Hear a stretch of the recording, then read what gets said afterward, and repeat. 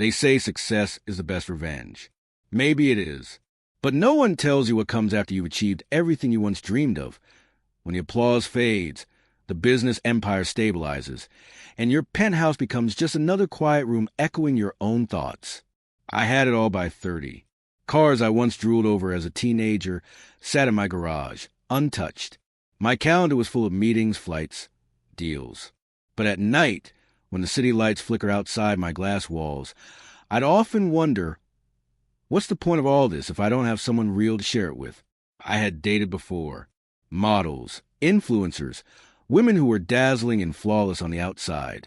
But they all came with one thing in common, a hunger for the lifestyle, not the man behind it. I was tired of being admired for my wallet and not my soul. Then I met her. It was a cool September evening at a charity auction my company had sponsored. My assistant begged me to show up, even if only for PR. I went reluctantly, expecting the usual. Synthetic smiles, empty conversations, clinking champagne glasses. And then there she was, Nina. She wasn't dressed to impress. In a simple sky blue kurti and minimal makeup. She looked like she'd walked in from a different world entirely. While others posed for pictures and hovered near the VIP section, she was laughing, genuinely, with an old woman near the donation counter, helping her with a raffle ticket. Something about her presence was disarming, grounded, real. I introduced myself not as Armand Sinha, the CEO, but just Armand. She didn't bat an eye. No gasp, no sudden shift in posture. She smiled politely, said she'd heard of my company, and moved the conversation to the charity's work rather than my net worth. That alone felt like a miracle. Over the course of the evening, we spoke for maybe 20 minutes. But in those 20 minutes, I saw more honesty in her eyes than I had in years of socializing with people who wore masks for a living. She was different. Maybe that's why I couldn't stop thinking about her afterward. There was something in the way she listened, the way she wasn't trying to impress. That pulled me in. For the first time in a long time, I felt something stir in me that had nothing to do with physical desire or social convenience. Hope. It felt foolish at first, but I couldn't shake it. Could she be the one? Was it possible, after all this time, that I finally met someone who saw me, and not the weight of my wallet? I didn't know then, but I was ready to find out. They say love creeps in slowly, but with Nina, it felt like I was walking into a dream. One I didn't want to wake up from. After that charity night, we exchanged numbers. I waited a day to text her, not wanting to seem too eager, though I already was. Her reply came a few hours later. Polite, warm, and effortless. From there, conversations flowed like a quiet river. No forced effort, no awkward pauses. Just two people talking like they had known each other far longer than a few days. Our first official date wasn't dinner at a rooftop restaurant or a private yacht ride, though I offered. She picked a quiet cafe tucked between old bookstores downtown. I remember being surprised by the choice, but charmed. When I arrived, she was already there, sipping chai and reading a paperback. No designer bag, no loud perfume. Just her, in a simple maroon kurta, looking like she belonged to a different time. We talked for hours. About books, cities we wanted to visit, people we used to be. She laughed when I told her about my failed cooking attempts, and I found myself opening up more than I had with anyone in years.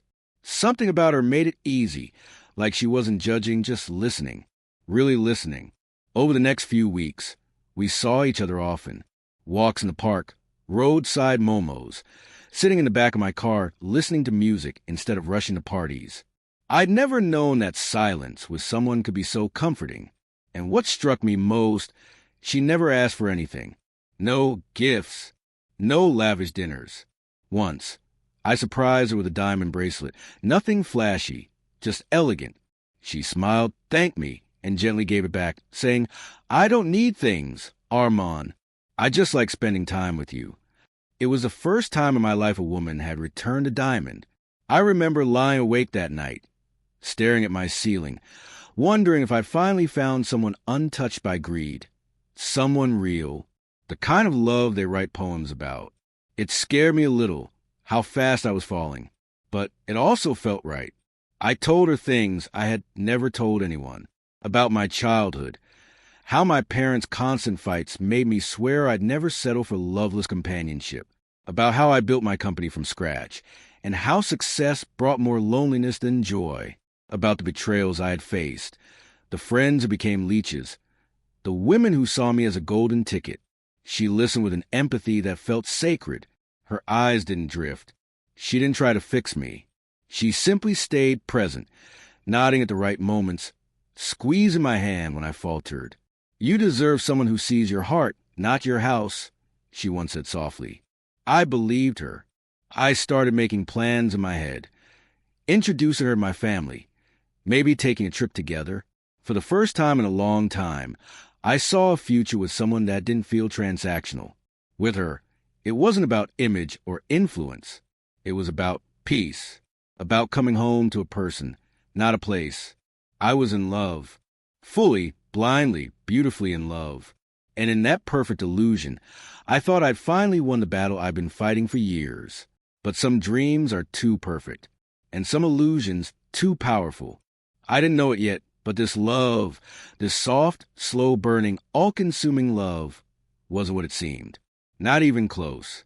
Looking back now, I realize the first crack appeared on a rainy Thursday afternoon. We were sitting in my living room, Nina curled up on the couch, sipping green tea while flipping through a magazine. I asked her casually about her job, the one she'd once mentioned vaguely as freelance consulting. Consulting for what exactly? I pressed gently. She blinked, then smiled. Startups mostly. Strategy stuff. It sounded fine, except I distinctly remembered her saying fashion brands the first time we spoke about it. I laughed it off, told myself I must have misheard. But something about the pause before her answer stuck in my mind longer than it should have. From then on, little things started to feel off. Once, while driving past one of my commercial buildings, she casually asked, "This one's under your personal name or one of your shell companies?" I glanced at her, surprised. "Shell companies?" She shrugged, brushing it off. "Just curious. A lot of high net worth individuals use them. Makes sense to protect your assets." She said it like she was reading off a script. It wasn't the question that bothered me. It was the timing, the tone, the ease with which she brought it up. It didn't feel like a girlfriend's curiosity. It felt calculated. Still, I shook it off. She was smart. Maybe she just read too much financial news. But the questions kept coming, subtle, well-timed, always cloaked in innocence. How many properties do you actually own? Do you have a prenup drafted already, just in case? What happens to your company if something ever happens to you? Always paired with a light laugh or a kiss on the cheek, like the questions didn't mean anything. But they did. She started getting close to my inner circle, almost too fast. My assistant, Rhea, adored her. My driver said she always treated him kindly. Even my mother, who rarely warmed up to anyone, called her grounded and refreshing. And yet, something didn't sit right. The final push came from Karen, my oldest friend. We'd been through school, heartbreaks, business struggles, everything together. One night, over drinks, he said, "Armand, I don't want to offend you, but something about Nina feels off." I narrowed my eyes. Off how? She's too perfect, too rehearsed. I checked into her background a bit. There are gaps. Her LinkedIn's practically empty, and I can't find any record of the companies she claimed to work for. I snapped. "You're paranoid," I said coldly. "Just because I finally found someone doesn't mean she's using me." He looked at me with that old brotherly concern in his eyes. "I hope I'm wrong. I really do. But don't let your loneliness blind you." His words haunted me, but I wouldn't admit it, not to him, not even to myself. Instead, I distanced myself from Karen, convinced myself he was just jealous, or too protective. Nina was everything I had wanted for so long. She made me feel seen, safe, human. I didn't want to believe it was fake. I needed it to be real. So I brushed away the doubts, rationalized every inconsistency, smoothed over every red flag like it was just a wrinkle in an otherwise flawless painting. I told myself love means trust, and I trusted her. But even as I repeated it like a mantra, something deep inside me, buried under hope and longing, had started to stir. Doubt, a quiet whisper in the back of my mind that something wasn't right. But I wasn't ready to listen. Not yet. It was supposed to be just another Friday. I was in a meeting when my phone buzzed with a message from my security head. Vikram. Sir, she met with Rajveer Malhotra this morning. Coffee shop near Bandra. Got photos. The name stopped me cold. Rajveer Malhotra, once a lawyer, now infamous for his role in a string of high-profile financial scams. A man whose entire existence revolved around helping the wealthy launder money, hide assets, and escape legal fire. We had crossed paths before, professionally and not pleasantly. I stared at the message, unsure what to feel. Shock? Rage? Betrayal? Nina had told me she was at her friend's art studio that morning. When I got home that night, she greeted me with her usual warm smile and a long hug. The scent of lavender in her hair, the softness of her voice, it all felt like poison now. I played along, acting normal, but inside, my chest was a cage of fire. I waited until dinner, then casually asked, "You said you were at Priya's studio today, right?" She didn't flinch. "Yeah, she's working on this new series, really abstract stuff." I nodded, smiled, and changed the topic. But inside, something broke. Irreversibly. A few days later, over breakfast, she brought it up. "Armand," she began carefully, "I've been thinking, why don't we start something together, like a business? Something small in my name, maybe a wellness brand or a cafe. Just an experiment." I looked up from my coffee. "In your name?" I repeated, tone flat. She laughed softly. "It would make more sense with my image. You're already tied up with so many companies. I could manage this one on my own, independent." The timing was perfect, too perfect. I nodded slowly, my mind already racing. "That sounds interesting." She reached across the table and touched my hand. "I want to build something of my own, with you, but also for me. You understand that, right?" Of course I understood. It was the beginning of the end. That night, I called in a private investigation team. Discreet, thorough, expensive. I gave them everything I had. Her full name, phone number, known contacts. I told them to dig deeper than the surface. A week later, they delivered the truth. And it shattered me. Nina wasn't Nina. That name was just one of many. She had legally changed her name twice in the past 5 years. There were sealed court documents from a dismissed fraud case in Delhi, a civil suit quietly settled in Pune. The investigators found traces of her in luxury circles, always attached to wealthy men, always disappearing before trouble hit. Her most recent ex? A businessman in Dubai who went bankrupt under suspicious circumstances. Her charm wasn't love, it was a weapon. I stared at the file for hours. Photos, phone logs, flight bookings, bank records. Everything pointed to one truth. She had played me. I remembered every humble refusal of gifts, every thoughtful smile, every night we spent in silence, her head on my chest, whispering that she loved me. And all the while, she was studying me, learning me, measuring the size of my trust, and planning how to break into it. When I finally confronted her, I didn't lead with anger. We were sitting on the terrace, the city lights glittering below. I had the file in my lap, unopened. "I know about Rajveer," I said. She froze. Her reaction was swift, but not surprised. Instead, her eyes filled with tears. "I was going to tell you," she said quickly. "It's not what it looks like." "What is it then?" I asked quietly. She reached for my hand, but I pulled back. "You don't trust me," she said, her voice trembling. "After everything I've given you? You mean the lies?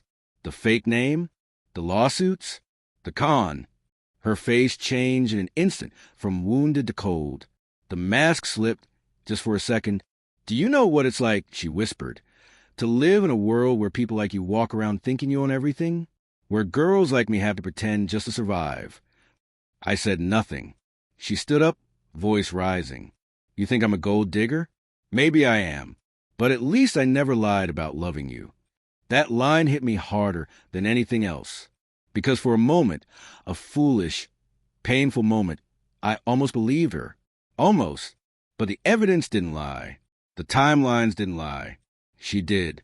She walked away that night, tears in her eyes and no apologies in her heart. And I let her go. But something in me, something that still wanted to believe in love, died quietly with her footsteps. The mask was off, and I was no longer the man I used to be. Grief changes you, but betrayal, real betrayal, destroys something deeper. After the truth about Nina came to light, I didn't react the way I expected. I didn't scream. I didn't cry. I didn't even confront her right away. I planned. There was still a part of me that needed to see her fall, not out of revenge, but for closure. I needed her to reveal herself fully, without pretense. I needed to be sure that what I felt wasn't love that went wrong, but a lie from the start. So I set a trap. I invited her over one evening, just like old times. Dinner on the balcony, candlelight, a chilled bottle of wine.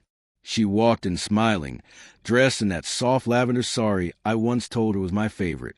I almost laughed. The irony was poetic. She sat across from me, smiling like nothing had changed. "You're quiet tonight," she said. I smiled back, just thinking. About? I reached into my drawer and pulled out a red folder. Thick, official, stamped with the logo of my company's legal team. "What's that?" she asked, casual curiosity lacing her voice. I slid it across the table. "My revised will and a few asset transfers. You were right.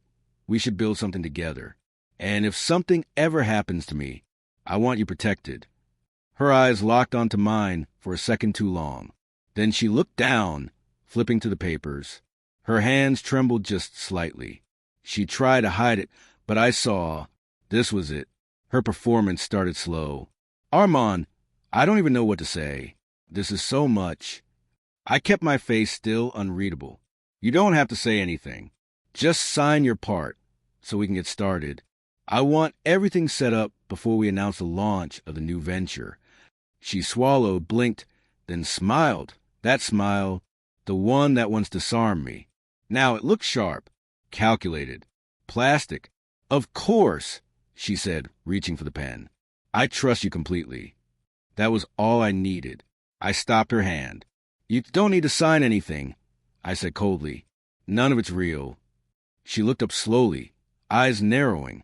I leaned back in my chair.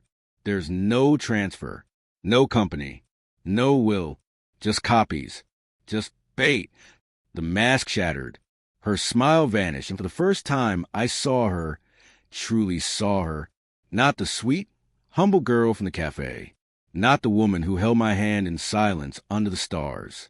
But the predator, the actor, the con.